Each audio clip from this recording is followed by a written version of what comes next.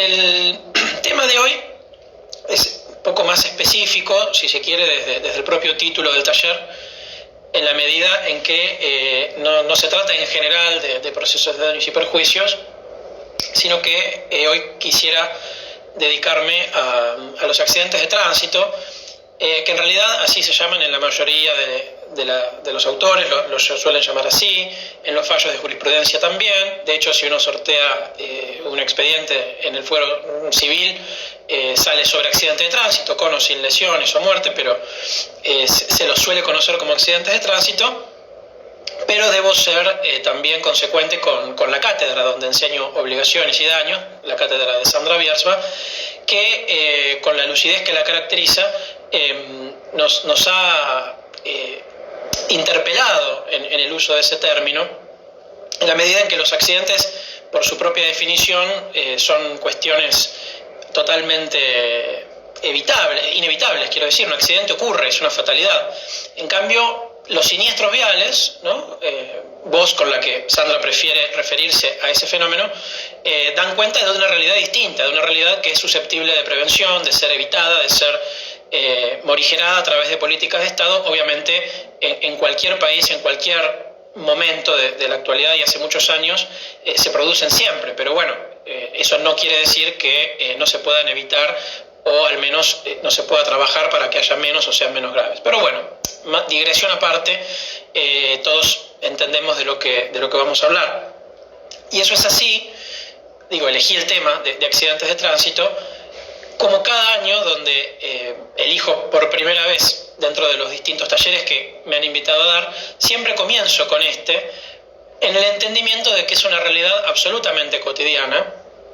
No transcurre un solo día, ni siquiera en pandemia, sin que acontezca al menos algún siniestro vial, ya sea que intervengan automóviles, que intervengan motocicletas o bicicletas o peatones, o incluso distintas combinaciones de ellos, sea en rutas, sea en avenidas, en calles, o mismo también hay siniestros viales que no tienen propiamente que ver con la circulación en carreteras. Podríamos pensar en siniestros en colectivos, en subtes, etcétera, en micros. Los aviones tienen, lo aeronáutico ustedes saben que tienen un régimen diferenciado. Pero en cualquier caso, es una realidad absolutamente cotidiana y es algo con lo que cualquier abogado o abogada, incluso diría recién recibido, normalmente tiene algún caso de accidentes de tránsito, pensando en el derecho civil, como seguramente si se dedica al derecho laboral tendrá algún despido o algún accidente de trabajo, ¿sí? Son, si se quiere, el pan de cada día de quienes litigan o de quienes ejercemos la función judicial en cada fuero.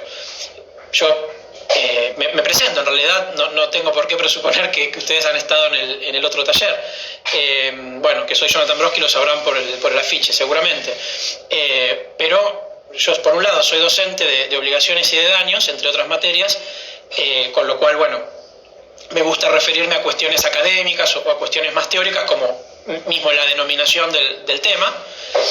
Pero también, desde hace 4 años, trabajo en el Poder Judicial como relator en la Cámara Civil, proyectando, analizando expedientes integralmente para proponer una solución a la jueza que la dicta. Con lo cual, mi mirada es doble, si se quiere, o por lo menos intento que así sea siempre. Por un lado, la pata académica, digamos, de los temas en teoría, pero también me parece importante cómo funciona en la práctica, sabiendo que la realidad supera a la ficción y a la imaginación, cuestión que cada día verifico, realmente es así.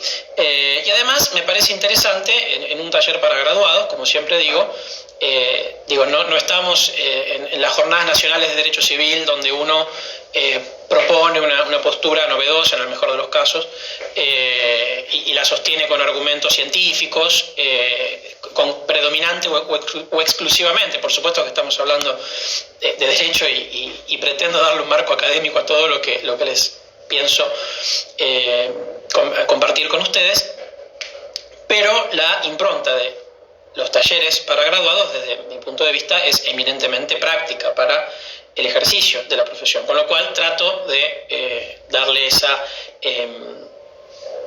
mirada principalmente, o sea, cuestiones, por eso el título, ¿no? Cuestiones prácticas en juicio de accidentes de tránsito.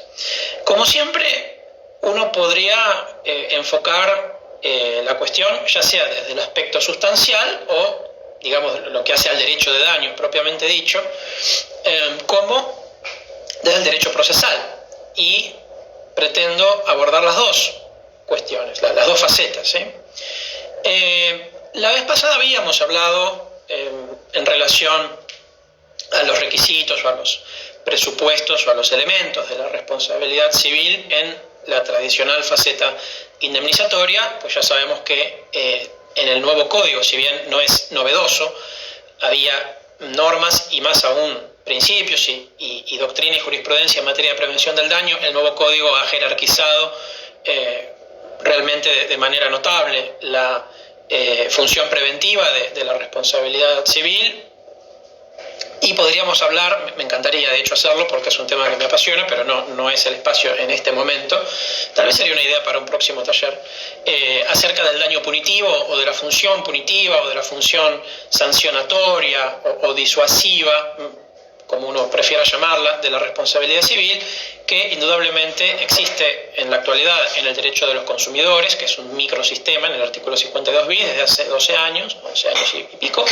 es del 2008 la ley 26361, y en el nuevo código están divididas las opiniones, aparte de opiniones muy jerarquizadas en cuanto a si ha quedado o no plasmada una función punitiva. Yo creo que no, pero bueno, hay autores más prestigiosos que yo que entienden que sí y también que entienden que no. Pero bueno, podrá ser en todo caso materia de otro taller o de otro espacio. Yo voy a hablar de indemnización, pero me parece importante hacer esta aclaración en la medida en que hoy no podemos tratar al fenómeno de la responsabilidad civil y a su función indemnizatoria como si fueran equivalentes o como si fuera la única finalidad que viene a cumplir en nuestro derecho, cuestión que es evidente que en la actualidad no es así, y por otro lado es muy plausible, porque siempre es mejor prevenir un daño, es decir, que no se produzca, o si ya se produjo, que no se agrave o que no se siga produciendo. Es mucho mejor en términos económicos, pero especialmente es mucho mejor en términos humanos, digo. Hay daños que no son susceptibles de ser borrados, digamos. Es interesante, y bueno, prometo redondear la parte teórica, pero bueno, creo que también hace a lo que nos convoca. Es interesante que el término indemnización etimológicamente proviene, la partícula in, pues es negativa, como imposible, no es posible, imberbe, no tiene barba. Bueno, indemnización quiere decir no daño. Indemnización vendría de damnum, que es daño en latín, y la partícula in es la negación de ese daño, con lo cual, si uno se remonta a las raíces del término, indemnizar quiere decir borrar el daño, o sea, lo que pretende hacer la condena que obliga a resarcir o a indemnizar o a reparar un perjuicio injustamente causado, idealmente es borrar el daño, con lo cual, si me han chocado el paragolpe y me ha salido 50.000 pesos, no sé, digo un valor, aclaro que yo paradójicamente no manejo, con lo cual, bueno, hablo desde mi experiencia judicial, pero no desde mi experiencia automovilística, porque no manejo. Pero digo, seguramente salga mucho menos o mucho más, no lo sé, pero no es el caso. Me sale 50.000 pesos arreglar el chapa y pintura, como se lo conoce en la jerga, porque me han chocado, por ejemplo. Bueno, la indemnización supondría que me deben 50.000 pesos, que es lo que a mí me costó hacer esas reparaciones en un taller mecánico, con lo cual estaría, si se quiere, perfectamente o muy bien reparado ese daño, o sea, habría habido una indemnización. Ahora, si en ese mismo siniestro yo he perdido la movilidad de un brazo, por ejemplo, es claro que yo en un juicio no puedo recuperar. En un juicio nadie pide un brazo sano porque no es posible darlo. Cuando se pierde la vida, el expediente, por mejor que salga, no va a volver a la vida a quien ha fallecido, si es un siniestro fatal, ¿sí? Y evidentemente, pensando en la angustia, el daño moral, típicamente, que reclama la víctima si es que ha quedado viva a raíz del accidente, y de lo contrario, los legitimados para iniciar una acción resarcitoria, evidentemente, si el daño moral se funda en la angustia, se funda, en realidad se lo conoce como vulgarmente, como la lesión a los sentimientos o el daño espiritual. La noción es un tanto más compleja, en realidad tiene que ver con el modo peor de estar, de querer, de sentir, de vivir la vida cotidiana y de relación luego del hecho ilícito en comparación a como era antes. Esa es la idea que han acuñado Daniel Pizarro y Matilde Zavala de González, entre otros, hace muchos años, y que ha calado hondo en la ciencia jurídica argentina del derecho de daños. Hay cierto consenso en aludir al concepto de daño moral con esa construcción, lo cual es muy atinado desde mi punto de vista, pero quiero decir, la acción de daño no le va a devolver la felicidad, ¿sí? o la completitud o la plenitud a la persona. Eso no se pide en el juicio se pide dinero. Entonces, por más millonaria que pueda ser la indemnización, por mejor que pueda salir, ¿cuánto sale el dolor de una madre por perder a su hijo en un accidente, en motocicleta, por ejemplo? No hay suma de dinero que pueda reparar ese daño. Entonces, hay daños que no se pueden indemnizar de manera perfecta o de manera completa o ni siquiera en especie, ¿sí? Con lo cual, bueno, desde luego que la función preventiva es de lo más importante. Pero, lamentablemente, sabemos que los daños ocurren en muchos ámbitos y en los accidentes de tránsito ocurren particularmente. Con lo cual, lo que creo que es importante desde el punto de vista de la sustancia del derecho de fondo es pensar cómo se aplican los elementos de la responsabilidad civil y qué vale la pena destacar en relación a cada uno de esos elementos para luego, bueno, analizar algunas cuestiones más propias del expediente, de la demanda o de la contestación en una acción por accidente de tránsito. Voy a hacer, siempre digo lo mismo, después son las 8 menos 5, pero bueno, esta vez haré el esfuerzo de ser conciso en esto porque no quiero volver sobre cuestiones que ya han sido tratadas en el último taller. Por supuesto que al ser temas generales de responsabilidad son siempre relevantes, pero me interesa abocarme más al expediente concreto de daños y perjuicios por accidentes de tránsito. Entonces, como habíamos visto, y como todos saben, porque somos colegas, los elementos de la responsabilidad civil son antijuridicidad, daño, relación causal y factor de atribución.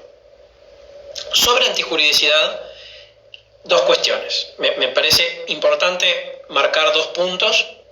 El primero de ellos es que en el nuevo código no hay ninguna duda, y está muy bien que así sea, en cuanto a que se ha consagrado una mirada de la antijuridicidad material y no la antijuridicidad formal. Esto puede parecer obvio para cualquiera que haga obligaciones o daños. Sin embargo, en el Código Civil derogado de Vélez, el artículo 1066, que nunca se modificó, parecía dar cuenta más bien de una antijuridicidad formal, típica, más bien propia del derecho penal o del derecho administrativo sancionador, donde si uno no viola una norma, mejor dicho, si uno no lleva a cabo una conducta prevista concretamente en una norma, digamos, en un tipo, no es posible, porque sería violatorio de una garantía fundamental, constitucional y en convenciones de derechos humanos, no es posible la persecución penal o el castigo o la pena. En derecho civil esto no es así, y de hecho no era así, pero quiero decir, es muy plausible que el nuevo código haya cambiado esta realidad, no solo en la doctrina y en la jurisprudencia, sino también en la propia norma, y es que la antijuridicidad material no exige necesariamente la contravención o la captación, o sea, faltar a lo que prescribe una norma ni llevar a cabo una conducta prevista en una norma para la cual se asigna una sanción. En derechos de daños alcanza con la mera violación genérica con la mera violación del deber genérico de no dañar a otros. El non alterum laedere o el naeminem laedere, que de nuevo en latín no quiere decir ni más ni menos que no dañar a otros, ¿sí? O no dañar a nadie. Pues bien, la sola violación de ese deber genérico da lugar a que se considere antijurídica la acción que ha causado el daño, ¿sí? Con lo cual, la antijuridicidad, en la mayoría de los casos de accidentes de tránsito y de las acciones de daños y perjuicios en general, con algunas excepciones, con unas pocas excepciones, el meollo del asunto, digamos, la solución del caso no suele pasar por la antijuridicidad, porque desde el momento en el que se ha producido un daño injusto, desde el momento en que uno tiene una persona con un auto chocado que vale menos, o con un auto muy chocado que no puede usar, o tirada en el asfalto, lastimada o fallecida, la sola existencia, la realidad física, material, de un daño palpable, hace presumir la antijuridicidad, con lo cual es bastante difícil de enervar. Si uno es el demandado, es bastante complicado cuestionar la existencia de antijuridicidad como elemento que necesita el actor para que prospere su pretensión. Por lo demás, si bien es cierto que tenemos causas de justificación, ejercicio regular de un derecho, estado de necesidad, legítima defensa, consentimiento informado, asunción de riesgo, si se quiere, la verdad es que son eximentes que parecen de muy difícil y de muy infrecuente juego o aparición en un accidente de tránsito. Tal vez podríamos pensar en otros casos, tal vez de la mala praxis médica o de otras malas praxis, donde bueno, podría uno tal vez jugar con el estado de necesidad, pero bueno, en accidentes de tránsito es muy difícil que haya eximentes de antijuridicidad. Con lo cual ese elemento diría que es tal vez el menos discutido en la práctica, ¿sí? Sin perjuicio de eso no quiere decir que, es decir, alcanza con la mera violación del deber genérico, jurídico de no dañar a otros. Sin embargo, si la víctima encuentra que el dañador ha violado una norma concreta, por ejemplo, en la Ley Nacional de Tránsito, por ejemplo, algún artículo, quiero decir, de la Ley Nacional de Tránsito, o del Código de Tránsito de la provincia de Buenos Aires o de la ciudad de Buenos Aires, o de la jurisdicción de que se trate, por supuesto que le va a ser útil invocarlo a su favor. Es decir, en este caso, la utilización de una doble argumentación, pues será una doble chance de que el juez acoja el reclamo y haga lugar a la demanda. Lo mismo, pero al revés, le podría aconsejarle a un demandado. Es decir, si ustedes hacen parte demandada, en un caso concreto, les puede llegar a servir el hecho de que haya sido en la contraparte, digamos el actor, quien violó una norma jurídica expresa. Por ejemplo, si el código en cuestión o la ley en cuestión le atribuye prioridad de paso a quien circula por la derecha, evidentemente, si el demandado circulaba por la derecha, un buen argumento, o por lo menos un argumento con chances de prosperar, aunque pueda no ser bueno en un caso concreto, será, yo sí circulaba por la derecha, con lo cual quien obró con antijuridicidad es el actor, ¿sí? Quiero decir, estas son las dos cuestiones que me parece importante señalar en relación a la antijuridicidad. Antijuridicidad material, deber non alterum laedere, si el daño existe se presume antijurídico, se presume injusto, ¿sí? y será resarcible, pero no olvidar las normas concretas que rigen la circulación vial, ya sea que sirvan o no a los intereses del cliente que ustedes estarán defendiendo en cada caso, ¿sí? Pero, como siempre digo, es preferible hacerse cargo de los argumentos, aunque no sirvan, bueno, rebatirlos, que, bueno, hacer de cuenta que la ley no existe y ni siquiera mencionarla. Lo más probable es que su contraparte lo haga y ahí ya no hay bilateralidad. Ya si ustedes no lo han expuesto y su contraparte sí, pues la única versión para leer de ese extremo es la que pues no le sirve.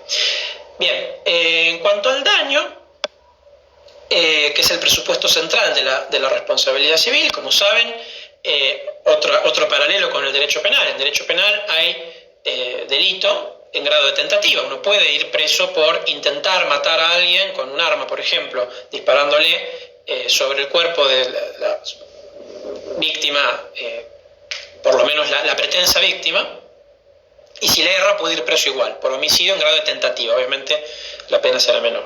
Pero en derecho de daños no existe una indemnización por perjuicios que pudieron haber ocurrido y no se produjeron, o por daños que se quisieron causar pero no se logró o no se pudo, o intervino un factor azaroso o no que lo impidió. Si no hay daño, no hay responsabilidad civil en su función resarcitoria, ¿sí? No hay responsabilidad civil sin daño. Hace un siglo y medio se decía no hay responsabilidad civil sin culpa, pas de responsabilité sans faute, por su origen francés.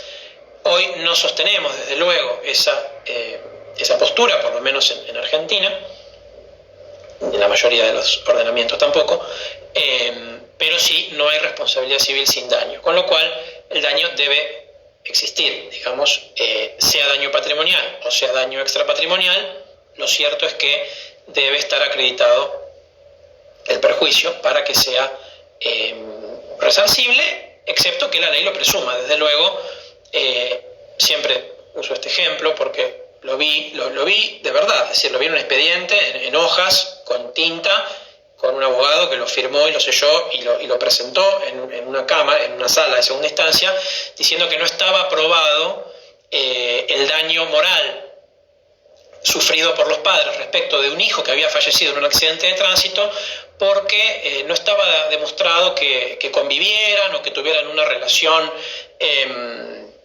digamos afectiva, fluida. Por el contrario, como que algún testigo en el beneficio había dicho que por el contrario la relación era, entonces no podía proceder el daño moral. Esto, por supuesto, es una aberración, moralmente es una aberración, y jurídicamente es algo que les puede comprometer su responsabilidad profesional. Una cosa es ejercer el derecho de defensa, el cliente que ustedes representan, y con ética y con argumentos inteligentes, por más que el abogado pueda no estar convencido, desde luego, tiene que, o sea, si puede aceptar el caso, no, pero si lo acepta, tiene que argumentar a favor de su cliente, le guste o no.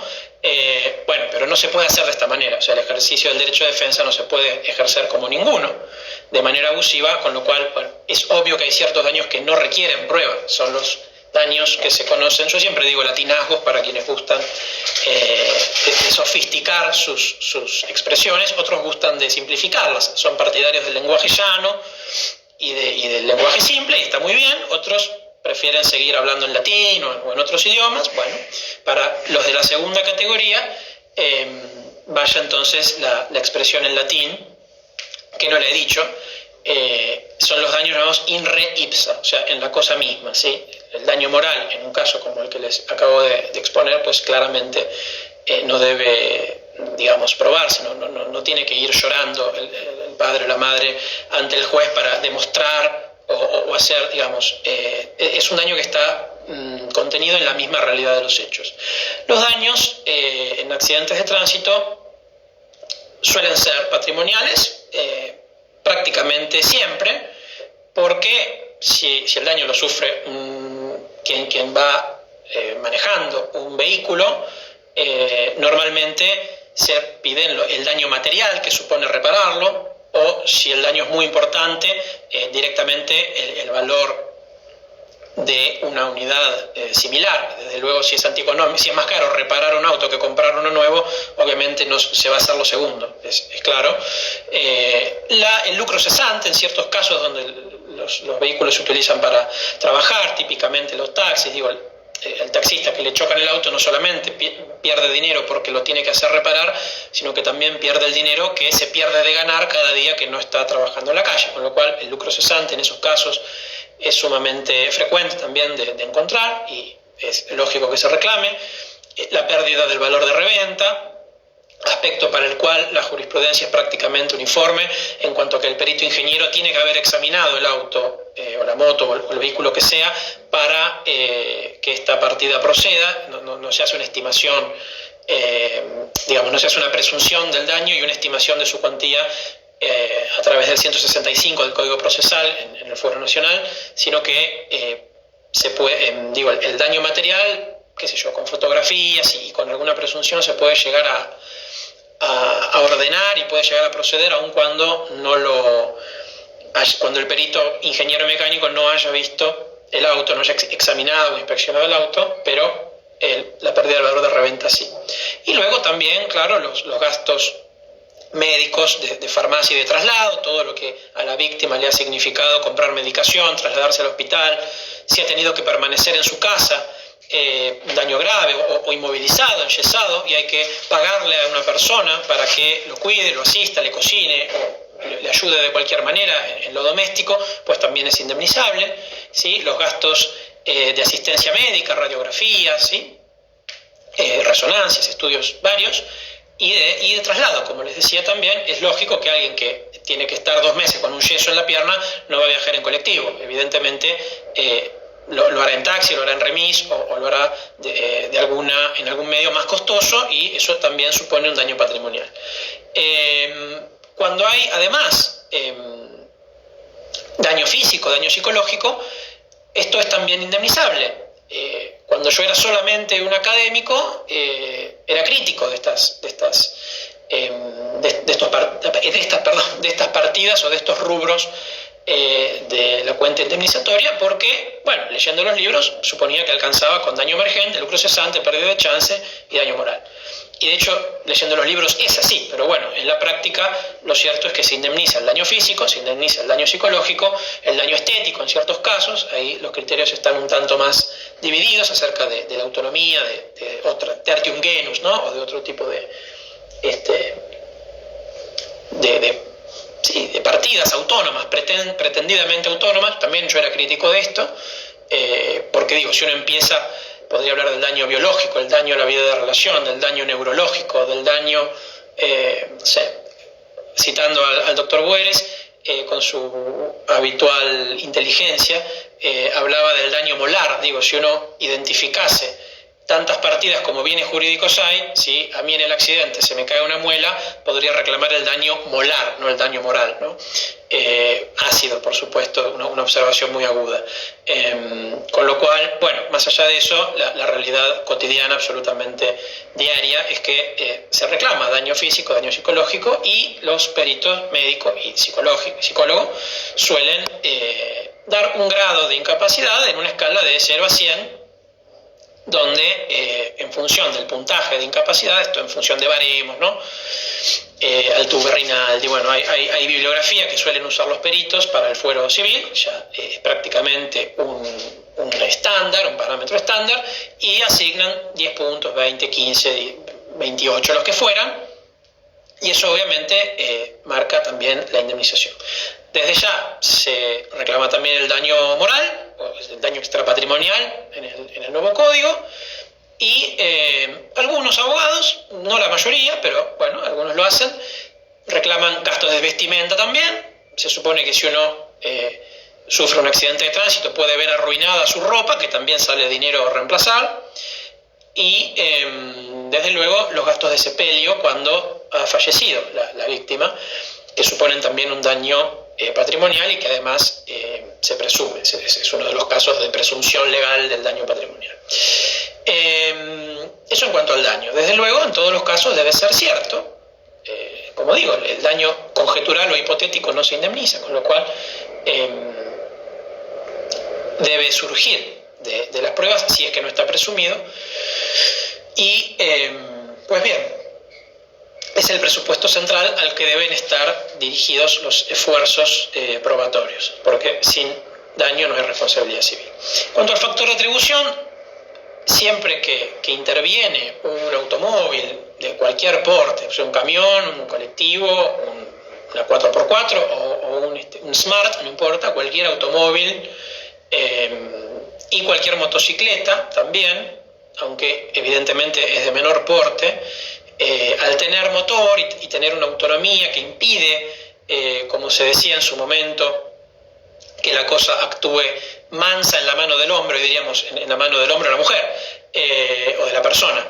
Pero esa idea de cosa inerte, bueno, claramente no se aplica a los automóviles ni a las motocicletas, porque puede que no anden los frenos y no logre frenar en cierta distancia, porque puede que al volantear el auto haga un trompo y pierda el control de esa cosa, quiero decir, o incluso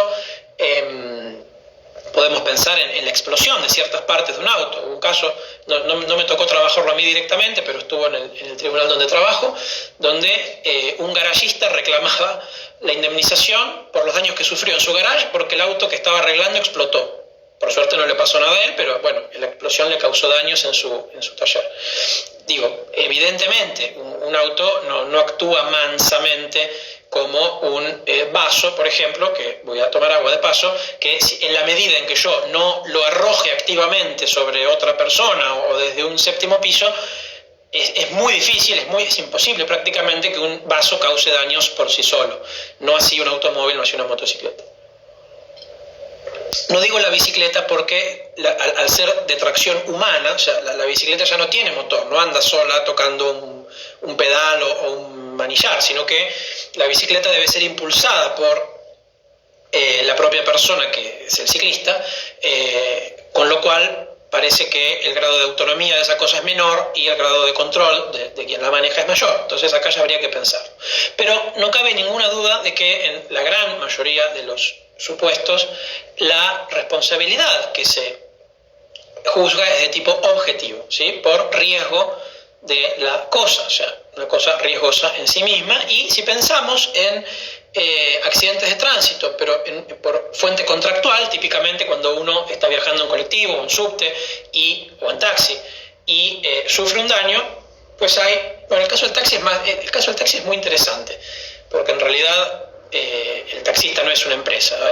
Hay posiciones encontradas, pero bueno, para no hacer el taller de esto, vamos a simplificar y suponer un colectivo, una empresa de transportes, un subte o un tren, donde al margen de ser riesgosa la cosa, para quien ese tren o ese colectivo arrolla, la garantía es el factor de atribución que funda o que motiva la responsabilidad civil para el pasajero transportado que ha contratado con esa empresa, ¿sí? Es interesante porque supongan que un colectivo, en una maniobra brusca, una frenada, por un lado atropella a una persona que estaba cruzando por la calle y por el otro a un pasajero que en la frenada se pega la cabeza contra un caño y sufre un daño. La responsabilidad respecto del peatón, ¿sí? Se rige por las reglas del Código Civil y Comercial, de la responsabilidad extracontractual, que hoy son las mismas, pero habría que aplicar en el 757, ¿sí? El factor de atribución es el riesgo del colectivo, es una cosa riesgosa, pero para el pasajero es la garantía, ¿sí? Artículo 5 de la defensa del consumidor, contrato de transporte en el Código Civil y Comercial, es la garantía en el marco de una obligación contractual que está conectada con la buena fe, con el deber de seguridad, por supuesto, etcétera, etcétera. Bien, ¿qué implica que el factor de atribución sea objetivo? Que no es necesario que la víctima demuestre la culpa o la negligencia del dañador, ¿sí? Es suficiente con la sola condición de dueño o guardián de la cosa riesgosa. También podríamos discutir largamente, y hay casos donde esto se ha discutido hace poco, muy interesante. Se ha planteado, en un caso donde me tocó intervenir, si el chofer del colectivo es o no guardián del colectivo. Quienes dicen que sí, yo creo que sí. Quienes dicen que sí, sostenemos que al estar al volante de la cosa es quien la maneja, es el guardián material y el guardián intelectual. En ese caso, el guardián material seguro, y el guardián intelectual generalmente también, porque es el colectivero quien está todo el día arriba del colectivo y eventualmente le informará a la empresa, che, mirá, no están andando bien los frenos. Entonces es muy difícil también negar esa cualidad. Mientras que otras posturas también digamos, bien fundadas, entienden que no, que el hecho de ser dependiente de la empresa obsta a su condición de guardián. Me encontré que esta posición, la que yo no comparto, es la mayoritaria. Sin embargo, bueno, encontré que Matilde Zavala de González, a quien admiro mucho como jurista, sostenía que sí, con lo cual, bueno, es una cuestión, quiero decir, sobre todo se puede profundizar. Pero lo cierto y concreto es que la sola condición de ser dueño o guardián de la cosa riesgosa es suficiente, es motivo suficiente, es razón suficiente contenida en la ley para responder. Esto torna, en principio, fútil, estaba buscando esa palabra tan elegante, pues es curioso, útil es útil, pero si se le agrega una F antes pasa a ser inútil, fútil, es elegante. A mí me gusta expresarme con esos términos, le dan cierta... bien, mis digresiones, ya quienes me conocen disertando saben que me voy por las ramas más a menudo que no, pero bueno, digo, es fútil, es inútil, es inconducente debatir acerca de la eventual culpa del dueño o guardián de la cosa riesgosa. No me importa si quien manejaba lo hacía desde ayer o es un campeón del automovilismo, no me interesa si se trataba de un auto, no sé, que iba rápido o no, si el daño se produjo y se ha probado que provino de ese automóvil, alcanza, porque precisamente la responsabilidad objetiva apunta a eso, a ser más estricta, a procurar con mayor facilidad, si se quiere, la reparación a la víctima, que muchas veces le es difícil acreditar la culpa del pretenso responsable. Y eso me lleva a la relación causal, que está... En esto creo que hay un equívoco. Y es que en general se dice que la relación causal se presume. O sea, la relación causal, que es la conexión entre la acción y el daño, se presume. Y la verdad es que, desde mi punto de vista, humildemente, es una verdad a medias. Porque lo que se presume es que si el daño ha sido... Bueno, lo digo de otra manera, para que se entienda mejor. No se presume que por la sola razón de que se ha producido un daño, ¿sí?, ese daño provino de una cosa riesgosa que lo causó. Lo que hay, el actor está indudablemente, está a su cargo probar el hecho que materialmente ocurrió. O sea, en las condiciones de lugar, de tiempo y de las personas, que estaba cruzando la calle en tal y tal lugar, tal día, en tal horario, y vino tal automóvil y me atropelló, es algo que tiene que probar el actor, no se presume, sino cualquiera que tuviese un brazo enyesado podría reclamarle a cualquier automovilista, a cualquier persona que maneja un auto, un daño, y eso no es así. Entonces, al actor le corresponde probar el acaecimiento material, físico del hecho. Una vez demostrado que un automóvil atropelló a una persona o chocó con otro automóvil, cualquier ejemplo, entonces sí opera una presunción de que los daños son consecuencia de ese hecho ilícito y será el demandado quien tenga la carga de probar lo contrario. Pero me parece importante distinguir estas dos cuestiones, porque si no parece que se cae en, bueno, listo, interviene un auto, se presume la causalidad. No es así. La causalidad es un fenómeno complejo y se presumen algunos aspectos de la causalidad, otros no. Esto está muy bien explicado en un artículo de Jorge Galdós, también gran jurista, donde hace un claro análisis de esta cuestión, y me parece que es también importante. Bien, son 8 menos 20, como predije, se me iba a ir el tiempo. Con lo cual, algunas cuestiones de índole procesal, antes de habilitar comentarios. Bien, la demanda normalmente debe ser precisa en varias cuestiones que muchas veces determinan la suerte del litigio, porque, como ustedes saben, no hay una segunda oportunidad de presentar. En derecho civil, en laboral sí, pero en el fuero civil no hay dúplica. O sea, una vez que uno corre traslado de la demanda y esta es notificada, no se puede ampliar, no se puede modificar, salvo, hechos nuevos o cuestiones muy excepcionales. En principio, es el escrito inicial, es el que es, y lo que no está, no está.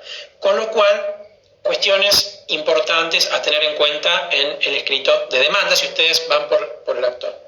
Bueno, vamos a ver. El relato de los hechos debe ser completo, debe ser claro y debe ser preciso. También debe ser veraz. Ustedes dirán, bueno, pero la verdad no le conviene a mi cliente.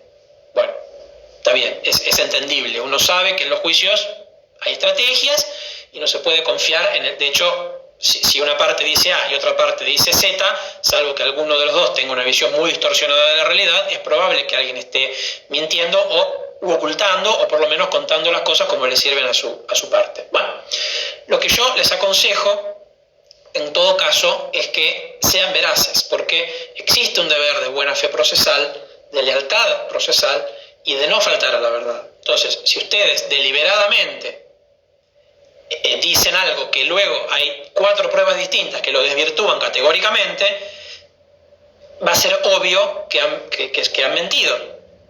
Y esto puede comprometer la responsabilidad profesional del abogado que firma como patrocinante, cosa que siempre les recomiendo hacer cuando se plantea la demanda. Presenten el poder después, pero bueno, en algunos casos incluso se puede presentar la demanda como apoderado, y luego ustedes saben que por mentir a sabiendas de litigar a sabiendas de la propia sin razón, hay sanciones por temeridad y malicia que se pueden imponer a la parte o se pueden imponer al abogado, o a ambos solidariamente, más allá de eventuales sanciones disciplinarias que pueda haber. Con lo cual, quiero decir, el relato de los hechos debe ser, por un lado, autosuficiente, completo, claro, pero no digan cualquier cosa, porque no se puede decir cualquier cosa en un expediente.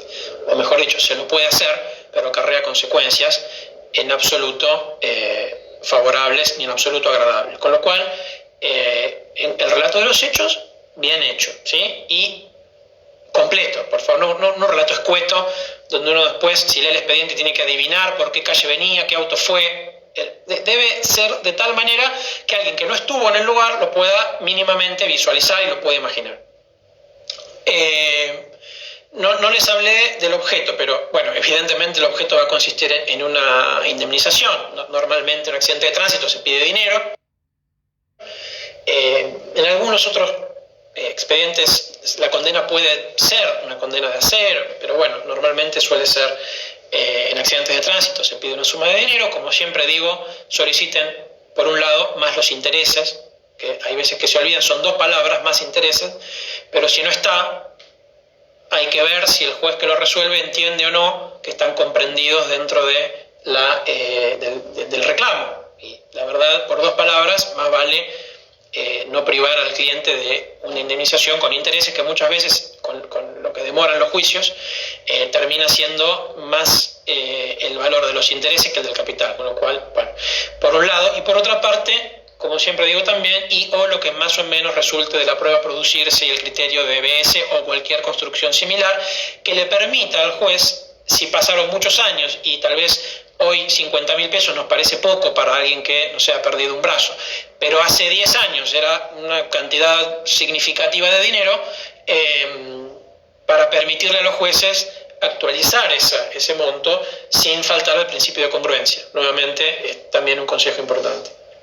En cuanto a la prueba, es indispensable que ustedes ofrezcan toda la prueba. La documental, por supuesto, se acompaña a la demanda, pero es indispensable que ofrezcan toda la prueba que hace a los daños que van a querer acreditar. Típicamente, el perito ingeniero mecánico se refiere a cómo se ha producido el accidente, ¿sí? Un perito médico y un perito psicólogo.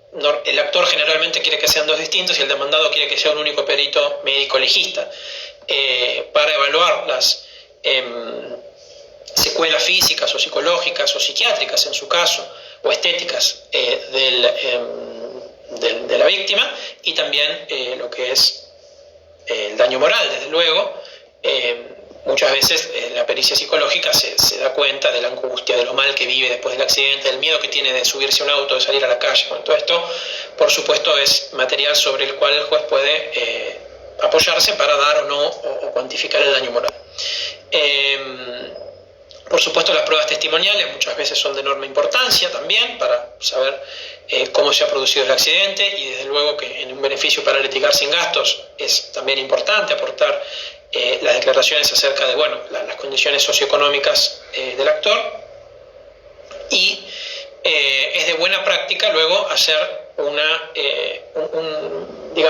detalle, si se quiere, fundando en doctrina y jurisprudencia, pero luego siempre en el caso concreto, de cada una de las partidas que se reclama, y una liquidación donde resulta de sumar cada uno de esos daños lo que en definitiva termina siendo el monto del reclamo, las costas, la autorización, la reserva del caso federal. Bueno, todos ustedes saben ya hacer una demanda en ese sentido. Los aspectos importantes son estos. Contesto finalmente a la pregunta antes de que abran los comentarios y me digan cuánto por punto. Bueno, no, ustedes saben que en la página del Poder Judicial hay una herramienta de cuantificación del daño donde uno puede averiguar distintos criterios de las salas de la Cámara Civil en distintos casos. Entonces esa es una buena herramienta. La verdad es que no hay un criterio unánime. Hay jueces que realmente son, desde mi punto de vista, bastante poco... no quiero hacer calificaciones personales, desde luego, o subjetivas, digo, si uno es generoso o no. Eso, opino que en algunos casos, o en algunas sentencias, no se resguarda plenamente el principio de la reparación integral del daño, porque las sumas son exiguas, mientras que en otros realmente sí son montos de dinero más acordes a lo que, digamos, supone la satisfacción de algún tipo de interés post hecho ilícito, ¿no? La verdad es que yo hoy, en 2020, si tuviera que hacer una aproximación, yo calculo que pediría aproximadamente entre 20 y 30 mil pesos por punto de incapacidad, como para hacer una estimación muy grosso modo, por supuesto sin perjuicio de lo que más o menos pueda producirse, en fin. Pero me parece que sería una escala razonable, digamos, que no privaría al cliente de una indemnización suficiente, ni tampoco sería una barbaridad por la que les vayan a pedir por petición inexcusable tampoco. Es mi opinión, pero es una opinión, quiero decir, no podría ser más incluso. Aconsejaría que no sea menos. Bien, ¿qué pasa con la contestación de demanda o con la contestación de la citación en garantía?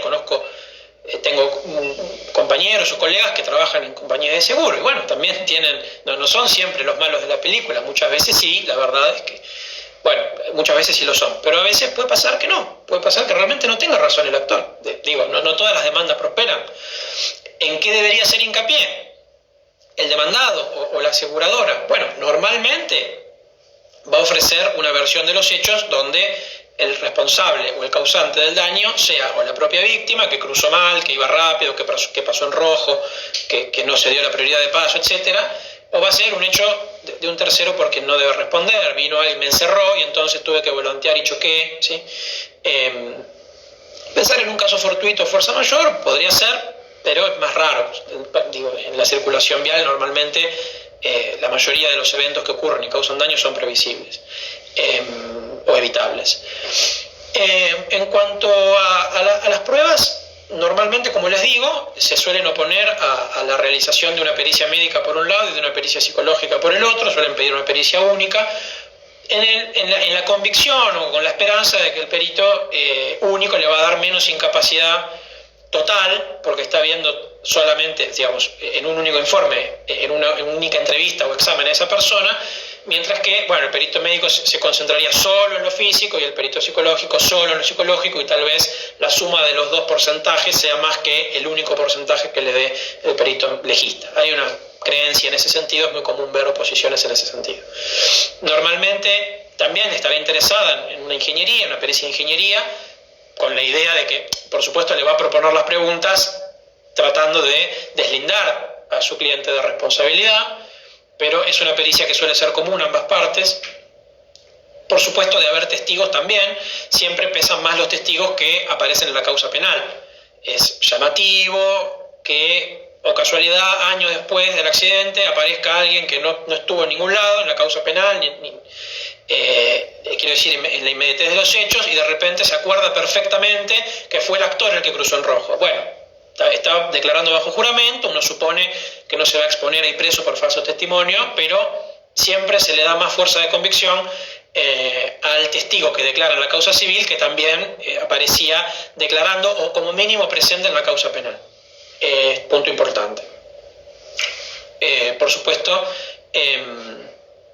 las compañías de seguro además harán, es lo más probable que ocurra, uso del contrato de seguro para intentar limitar su responsabilidad, ya sea con el límite de cobertura, o sea, un monto máximo por encima del cual no se responde, y en el caso de los contratos de transporte, una franquicia, que es un mínimo a partir del cual se empieza a responder y hasta el cual responde solo el asegurado. Sobre esto pueden, como parte actora, pueden hacer todos los planteos de inconstitucionalidad que gusten, porque hay tribunales que los admiten, y también como parte demandada o citada pueden hacer todos los planteos de constitucionalidad que gusten, porque sin ir más lejos la Corte Suprema los ha convalidado. Está bien que hay que hacer un análisis más profundo de cada voto y de cada aspecto, pero como ustedes saben, el plenario Barrio, hubo un plenario de la Cámara Civil que dijo una cosa y la Corte dijo exactamente lo contrario. Y si quieren un ejemplo más actual, tenemos Flores con Jiménez con el voto del juez Rosenkrantz, que es sumamente ilustrativo en este sentido. Bueno, para gustos colores. Bueno, voy a habilitar los comentarios porque, por supuesto, quedan solo 10 minutos. Además, Instagram es tirano con esto porque a la hora se corta de automático, con lo cual, bueno, quiero escuchar sus inquietudes y así eventualmente contestar las que el tiempo permita. Seguramente serán varias. En el caso de que el embistente no sea el titular del vehículo, ¿sería el único responsable? ¿O el titular también lo sería solidariamente? Muy buena pregunta. Ambos son responsables. Responden el dueño y el guardián, si no son la misma persona, aunque técnicamente no es una responsabilidad solidaria, sino una responsabilidad concurrente, en la medida en que el objeto es único y los sujetos son plurales. Desde luego los legitimados pasivos son plurales, pero las causas del deber son distintas. Esto está claramente consagrado en el nuevo código, en los artículos 850 a 852. Entonces responden concurrentemente. A los efectos, para la víctima es igual en la medida en que puede reclamar el total de la indemnización de cualquiera de los obligados. En eso son similares las concurrentes y las solidarias, pero técnicamente son obligaciones concurrentes y sí, se puede ir contra los dos. Si no hay causa penal, se puede demandar igual, sí.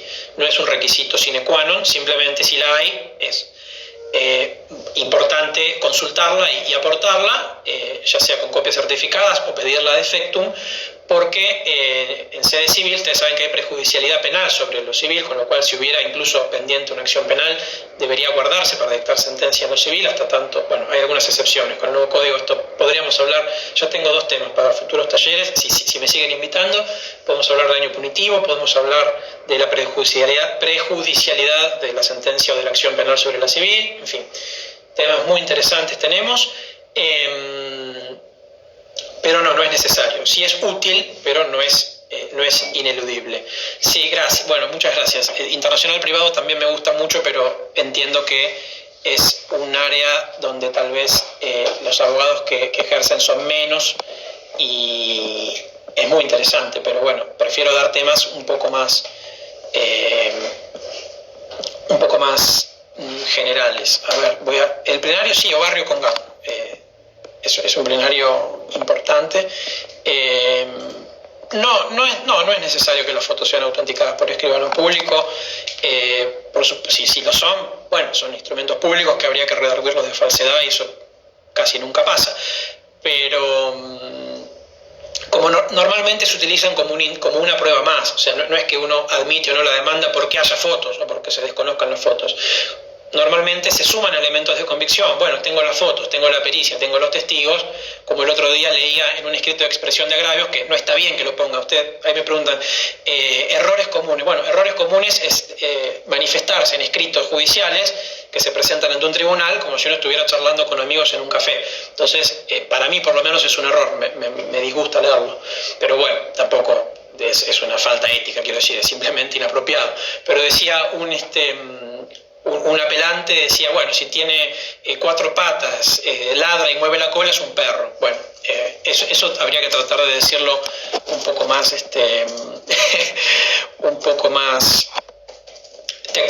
finamente, elegante o técnicamente. El peatón que cruza mal es muy interesante. porque es particularmente interesante entre nosotros, donde hay una cultura de muchos peatones de cruzar por cualquier lado, cruzar medio en naranja, casi rojo. Entonces, claro, yo no conduzco, pero bueno, sí viajo a bordo de automóviles donde quienes manejan lanzan improperios porque los peatones cruzan mal, salen de la mitad de los autos, de la calle, de atrás de los autos. La verdad es que para que una demanda no prospere por hecho de la víctima, siendo la víctima un peatón, tiene que ser clarísimo que el peatón ha sido de una imprudencia tal que el daño se lo ha causado él mismo.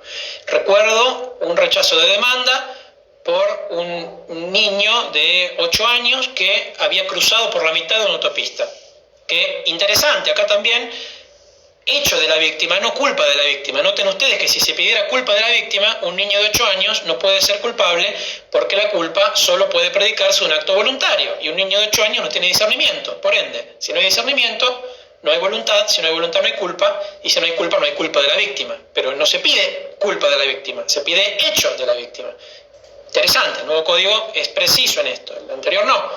Todas palabritas, uno dice, pero una palabra, doctor. Bueno, sí, es una palabra que puede definir la suerte de un caso. Trabajamos con la palabra, los abogados trabajamos con la palabra. Hay que usarla bien. Entonces digo, en este caso, la verdad es que una persona que cruza una autopista de la nada, de atrás, de un mojón, y es evidente que suele suceder, según el curso natural ordinario de las cosas, que alguien que viene a 130 no puede frenar si le sale una persona a 20 metros. ¿Sí? No se cruzan las autopistas por cualquier lado. Bueno, en ese caso se rechazó la demanda. Ahora, en la circulación, diríamos, más frecuente de calles, avenidas, pasajes, la verdad es que la doctrina es muy benévola con el peatón porque, bueno, pone el cuerpo, obviamente, cruza con su cuerpo, que maneja un auto, está protegido por una gran carrocería enorme y pesada que maneja. Entonces, la doctrina dice que el conductor debería circular siempre con la previsión y el cuidado tal de poder esquivar o frenar, en fin, no dañar al peatón distraído, incluso al imprudente. Hay una doctrina en ese sentido. Bueno, el tema de la cuantificación es siempre complicado, ¿no? La verdad es que la tasa activa es alta, si se quiere, pero muchas veces no contempla toda la inflación. Un consejo muy novedoso y muy útil que les puedo dar es que reclamen el doble de la tasa activa, 2 veces la tasa activa, ya sea desde el hecho ilícito hasta el efectivo pago o como mínimo a partir del, digamos, si la sentencia va a contener un plazo para el cumplimiento de la condena de 10 días, a partir del incumplimiento. Este es el criterio que emplean la Sala L, la Sala H, algunos juegos de primera instancia. Bueno, lamento que nos quedan 20 segundos. Prometo seguir dando talleres en la medida que me sigan invitando. Me da mucho gusto. Y bueno, perdonen que solo puedo elegir 3 o 4 preguntas, pero bueno, siempre se pasa el tiempo. Ha sido un placer y bueno, muchas gracias a todos por conectarse. Hasta la próxima y cuídense.